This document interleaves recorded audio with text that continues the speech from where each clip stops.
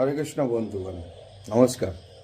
এক ব্যক্তি আমাকে দুদিন আগে ভয় দেখালো, তোমরা যে নৈশ অভিযানে যাচ্ছ, কত বড় ক্ষতি হতে পারে, কত বড় সর্বনাশ হতে পারে তোমাদের জানা আছে? আলাম কেন? ভালো করে শুনলাম।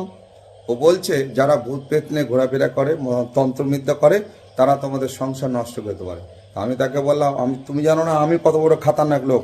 নবদ্বীপ শ্মশানে যাব, ওখানে মরার মাথা পড়েই থাকে, 4-5টা মরার মাথা নিয়ে আসবো, পিঠের মধ্যে সাইড ব্যাগের মতো বেঁধে মরার মাথাগুলো নিয়ে নৈশ অভিযানে যাবো, যেখানে ভূত আছে সেখানে সব থেকে গভীর অরণ্যে ঢুকবো। ও জানো না যে আমি কত বড় খাতারনাক লোক।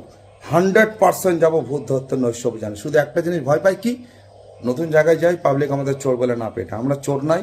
যখন গল্পকথায় জগন্নাথ বর্মন ইউটিউব চ্যানেল চালাই, আমি নৈশ অভিযানে যাই, সেখানকার লোকদের সঙ্গে কথা বলি, প্রোটোকল মেনে তবে আমি যাই।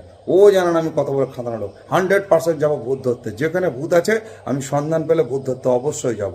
জগন্নাথ বর্মন। হরে কৃষ্ণ।